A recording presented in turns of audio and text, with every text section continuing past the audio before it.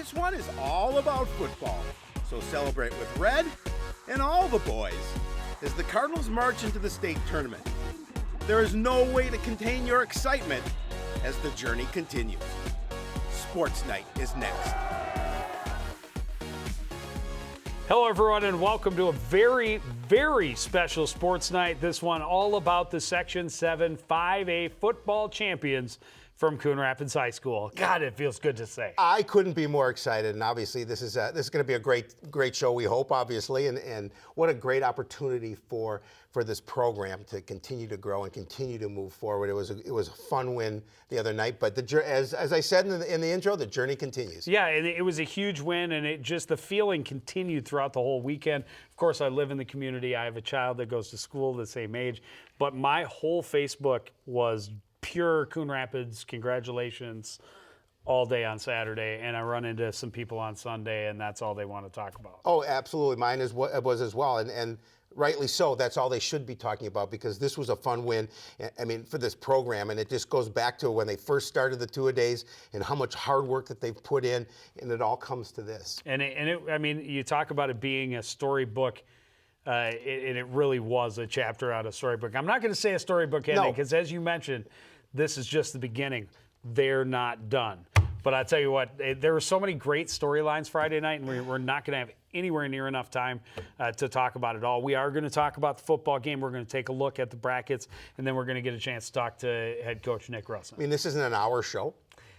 It could be with you and I think we bring Coach on here. It would be pretty easy to fill. We're that excited.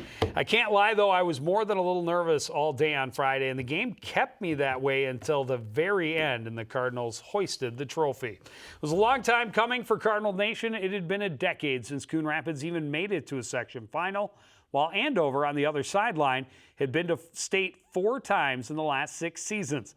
Cardinals were the favorites, but everyone knew this would be a battle that would go to the end. No score into the second quarter. Andover threatening. Elijah Alexander looking to the end zone. Jack Sharon well covered on the play, and the Huskies settle for the field goal try. And a try is all it was, because Ethan Tedrow rips through the line, swats it down, and the Cardinals get a turnover on downs. More Big D from Big Red. Alexander airing it out on 3rd and long. Joseph Tarnu in perfect position, able to rip it away from the receiver, get the game's first takeaway. Offense makes sure that they make it count. Very next play, David Jeebley gets open down the left sideline.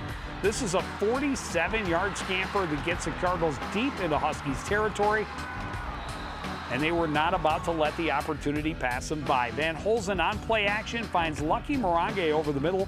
He's able to turn it into the end zone, a 19-yard score, first career score for Lucky, and it was huge.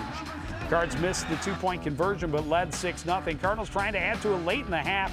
Jeebley just outstanding running the ball all game long, and they hoped that would open the long ball. Van Holzen in the final minute of the half, looking downfield for Avant Shannon, but he's double covered. Andrew Schumacher gets the pick for the Huskies.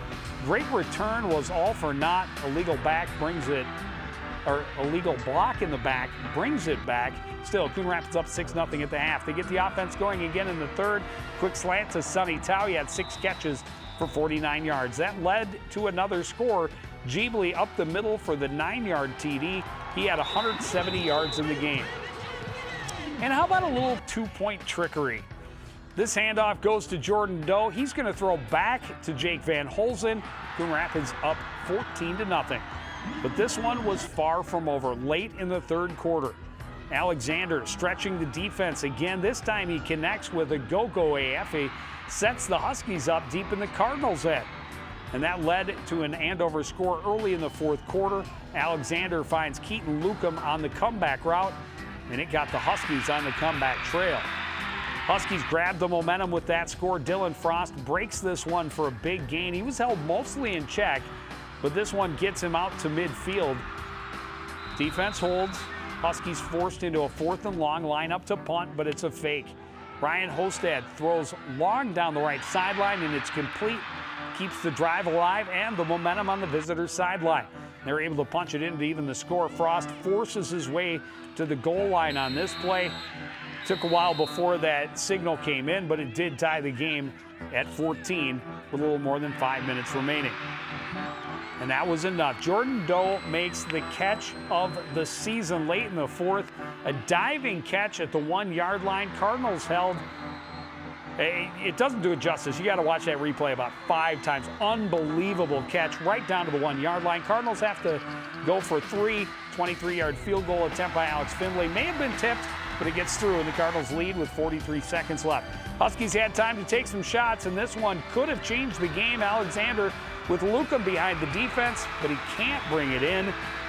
Defense able to hold from there. A 4th down attempt is high and incomplete. Cardinals seal the win with a kneel down, and the Cardinals are celebrating a section championship for the first time in 36 years. Light flurries at the end of the game did not dampen any spirits on that sideline. I have goosebumps all over again just watching those highlights. It was really exciting, and you got to give credit to the boys. They did such a good job of holding on to the end. Andover really brought it to them in that, especially in that fourth quarter.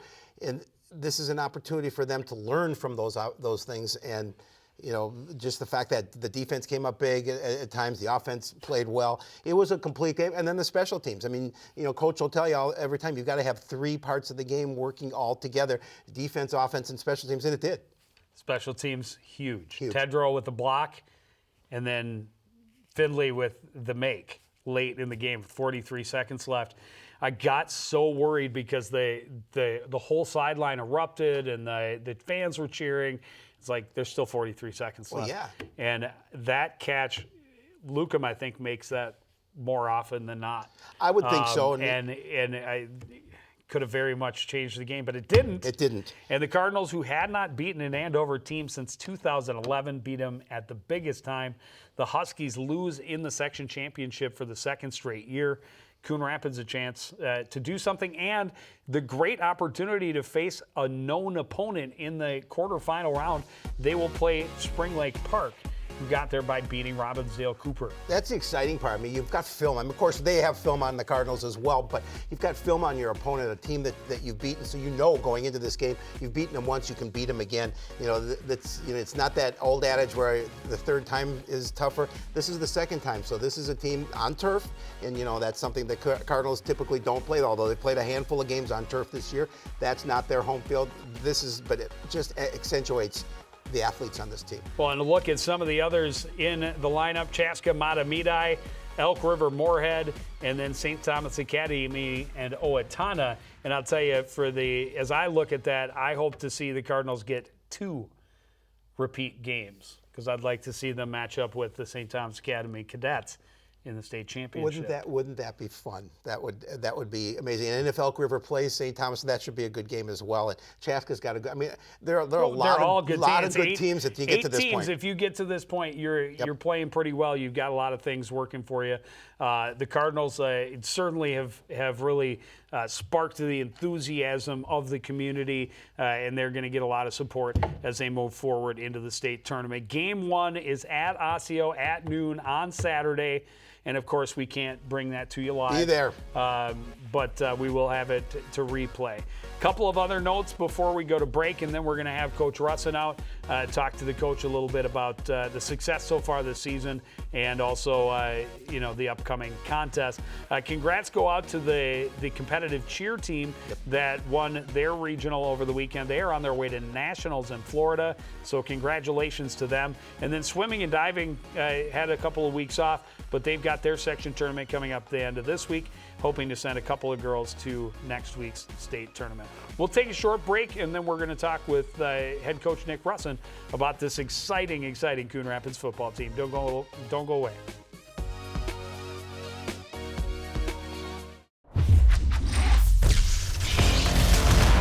Back to it, Holland comes in and two-handed jab.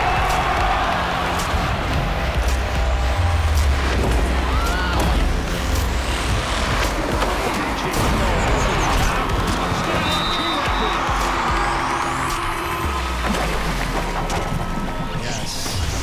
Nailed it.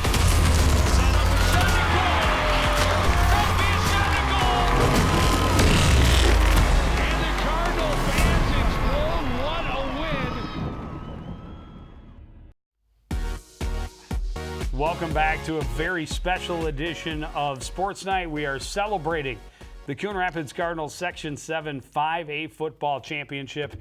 And here to talk more about it, Coach Nick Rustin. And Coach, first of all, thanks for being with us. Second of all, congratulations on the big win. No problem. Thank you guys for having me.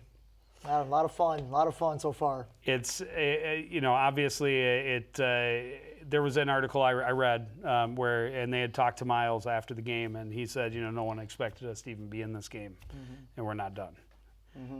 Talk about the kids you have and how they made this happen. Yeah, when I first took the job, one of the first things as a coach is obviously you want to get to know your players. And when I started to get to know them, I really did feel that there was something special here. And the senior class, and kind of led by the senior class, quickly found out very talented. And, we did some summer stuff, and the kind of more I got into it, the more I got excited, because I did feel there was something special. And from day one, these boys have worked hard. And every day, they keep getting better and better. And I think as we reflected upon the season, and there's definitely been ups and downs and tough moments and great moments, is these boys continue to play for each other. And that's just special. And I think you saw on Friday night just a great team win. And I told the boys, you have to enjoy the win. You have to enjoy this moment, but let's not get it. Let's understand here, we still want to accomplish a lot more. And we still want to keep the season going as long as possible. And the boys feel the same way, obviously. And they obviously want to get to US Bank Stadium and just kind of let it fly there. So very special. And again, it's all credit to these boys for just buying in and executing kind of what we've done all year. It's about the boys, quite obviously, but you're a first-year head coach. Do you, after that win, do you kind of pinch yourself a little bit and say, wow, you look at the journey when you first took this job until now, which isn't that long ago. Talk about some of your feelings, your emotions as you kind of have that quiet time to yourself and you think about this season and what's still left in store. For sure. I think I definitely would be lying if I didn't take a moment and, kind of just really reflect and go, is this really happening? I definitely felt very confident going into this year. Maybe that's a little bit of a naive thinking, but I really did, because I believed in these boys, and I believed in what I saw with just their commitment to each other and to this program, that if we do kind of all the little details, if we go about things the right way, this season can be very special. And after that game on Friday, it was emotional a little bit. I would definitely be lying if I didn't take a time and let the emotions carry over, because, I wanted this for these boys so badly. Understanding kind of what they've gone through in this program with the turnover, but just their commitment level, their ability to stay in it, stay within the program, definitely does make it special. And I just wanted to be a part of it. I'm just lucky to be a part of it. I'm honored and grateful. But it was a very fun moment and a very special moment, and we're just hoping to build on that going forward now. Yeah, so many storylines in the game, in the season. You mentioned it, a lot of shakeups. Some of these guys, not a lot of them that were getting regular varsity minutes as a freshman, but Jake Van Holsen, your starting quarterback, did play as a freshman quarterback under Greg Malling, and he played as a sophomore under Mal Edwards, and then senior year, you're talking about 3 coaches in 4 years. It is pretty crazy when you consider that. But let's talk about the game against Andover. You go in there, you get that second score, you go up 14-0 in the third quarter, and then Andover starts coming on in that fourth quarter. How nervous were you? Obviously, I know I was nervous up in the booth, and not as much riding on it for me, so I can only imagine. No, obviously, when they went to go tie it up, obviously, you're in a ball game. But I kind of looked when they scored it tied up. We knew they weren't going to quit. Andover is a great football program. Coach Wilkie's done an excellent job. Year in and year out with that program, being competitive, being in section championship games. When they scored, I just turned to our offense and said, you don't want anything else. This is exactly where you want to be. A close game between 2 great teams with ultimately a chance to go win the game on your home field, a section championship. So it definitely was obviously the momentum not in your favor, but definitely feel confident in our boys. And I felt confident in our team to get the job done. And the thing I think I'm most proud about is them staying mentally tough. I think they easily could have let the moment get to them, maybe go, okay, here we go. And, we were so close and it's going to slip away. But you had a good kickoff return to kind of set up that drive. You get the ball to David Jeebly, who it's not a bad option to do. On the offensive line, got great push, and we put together a drive and ultimately ended with an unbelievable Jordan Doe catch. And I know people can look at it and say, did he catch it, did he not? He absolutely did. And I definitely would like to say, definitely not biased that he caught that football. That ability for him to be, that concentration and that level. I will take the referee being right on top of it and catching it right that it was a catch. But as I watched the replay, by the time he had control of that ball, it was over the line. Should have been a touchdown. But I will take the catch and the 3-point win. For sure, and absolutely. And obviously we look back and unbelievable. Yes, catch of the year, no question. Yes, and obviously we look back on it and go, we wish we would have kind of punched it in. But it is, as we kind of reflected as coaches and we talked about the game and analyzed the game of almost kind of how eerie it felt a little bit, where you had the offense, making some plays, our defense doing what they do all year, and now our special teams. And I think in a moment, our special teams were awesome that game. Ethan Tedrow with the block kick.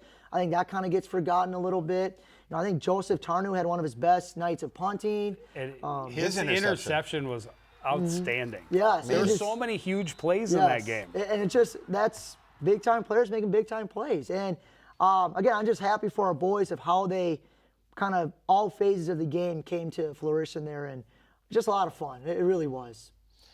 Let's obviously we talked about before the show is that you celebrate the win, but now you move on to your next opponent. Without giving away too much, quite obviously, talk a little bit about a common opponent in Spring Lake Park and your thoughts the rest of the week going into that game on Saturday.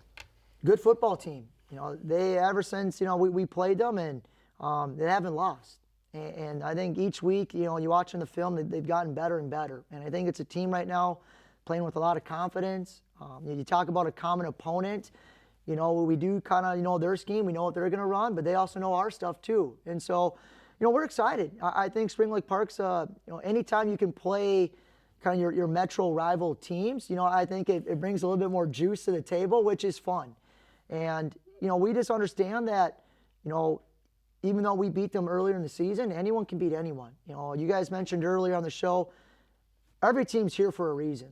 And they definitely have proven that week in and week out now.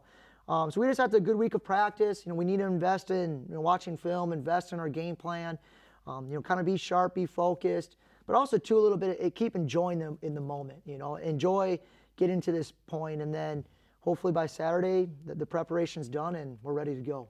Well, I couldn't wait. So I watched the tape of the Spring Lake Park contest on Sunday morning to see what, remind myself who they were. It was a little bit of a sloppy game, a couple turnovers on each side, a couple that were just mistakes on their part more than being forced. Could have easily gone either way. Good athletes on both sides of the ball. How much different will this game be, do you think? Obviously week 3 to week 10, schemes have changed. That happened to be the introduction of David Jeebly to the backfield in that game. So things have definitely changed for the Cardinals over the last 5 to 6 weeks. Yeah, absolutely. Our personnel is definitely a little different right now. That was kind of a time where David was just kind of getting into the mix, and now, as you've seen the last couple of weeks and really the last half of the season, and he's full go. We expect it to be a great football game. We expect it to be very physical. That's the one thing watching film and that it hasn't changed with them is, the physicality that they bring on both sides of the football. They pride themselves, obviously, kind of the option, veer option they run on the offense, and then defense flying around. They got some guys in the secondary that aren't afraid to come up and hit you. And our boys just need to be ready and to understand that, you get to this point of the year, the turnover battle is huge. We are a team that has battled the penalties a little bit, and trying to clean those up and understand we need to play a clean football game because Spring Lake Park barely beats themselves. They're well disciplined. It's a great program. They've had success year in and year out. A couple years ago, they were in the Prep Bowl. So they've been here before. You know, this isn't really anything new for them. You know, they expect to be here every year, and that's what we're trying to get to now too as a football team is, you know, enjoy. It's a great moment, but again, we're expected and we want to be here every year. So should be a good football game, really should. One of the interesting things I find about your squad, one of the many interesting things is the fact how well you play going from grass to turf, and it's because of your athletes. Talk a little bit about, you know, what you feel like your team plays on the turf, because I think turf's obviously faster, but you have the players for that. Yeah, and you kind of look at it, obviously we play our home games on grass, but every road game that we've played this year was on turf. So we have a little bit of ability and kind of knowledge of what it's like to play on turf. I don't think that's really anything new for our boys, but it is different. You know, the cutting, the speed of it, you know, the grass doesn't give you as much kind of, you know, give as well. And we just hope that plays into our advantage. You know, obviously they play on turf, so they're nothing new for them. Joe and I have done a lot of sports here at Coon Rapids. Obviously, we've been doing it a long time. One of the things that I see about this team is how close these boys are, not only on the field, but also off the field. Talk a little bit about that, because I think that plays into what you want to as a coach and how you want these guys to react to you, not only to what you're teaching them, but as young men going into the future. Absolutely. I think it kind of starts with that senior class. I think that senior class has played, you know, X amount of years together since they, you know, were in the 3rd grade. And so I think you see that chemistry with that class. And I think our boys have just bought into, you know, loving each other, you know, and whether it's sports, school, you know, work, you got to have fun what you're doing, but it makes it that much more fun when you enjoy, you know, the people you're with. And that just only makes teams stronger. It really does. When you really want to play for the guy next to you, you see efforts like it was on Friday night. You know, you see efforts throughout the year where it doesn't matter what's going on, we're going to fight to the end. You know, I talked with our players. You know, the number one rule for a Cardinal football player is to not let your teammates down, and that just talks about giving effort. It's about doing the right thing, being there for each other, supporting each other, holding each other accountable. And I think our boys respect each other enough where they believe in that. You know, if someone isn't doing something right, we'll have a player that'll say, hey, you know, focus up, or hey, make sure we get to class on time, because that's the stuff that makes the little details, I think, what makes football teams great and which makes teams great. It's not just all the on the field stuff, it's really the off the field stuff that really elevates you. You know, we did some safe parties this year, you know, and just the word I got back from it was how much fun our boys had just being with each other and talking about the game, you know, being around the bonfire, you know, eating the pizza or wings or whatever was being served that night. Just plays into it. And the more you appreciate each other, the more you love each other, the more you're willing to do whatever it takes for each other. And especially at this point of the year, that's what we need to do. So it's been a lot of fun. It's a great group. Yeah, it's just not enough words can talk about how much I love these boys. Yeah, and we have loved watching them, and the emotions they've showed have made it that much better. And you keep winning, you keep getting another week to hang out with those guys, and we'll keep hanging out as long as we can. Yes, Stretch sir. our fall season a couple more weeks, will you? Hey, we'll definitely try to. Yes, absolutely. please. All right, well, thanks for being with us. Good luck on Yeah, Saturday. Appreciate it, guys. Thanks for having me. We will be there for the state semifinals, and we hope to be there for the semifinals at the bank the following week. We've got girls hockey already. Winter sports. Crazy. Getting in the way of fall sports. Not something that happens often around here, but we'll get it all sorted out and we'll have it all here for you. Of course, the playoff games can't be live, so come out to the game. Osseo, noon Saturday. Cheer on the Cardinals in the state quarterfinals. Want to again thank Coach Nick Rustin for joining us. Want to thank everybody out there for joining us and continuing to support everything we do here at CTN. For the entire crew, including Howie Shapiro, I'm Joe Young saying good night.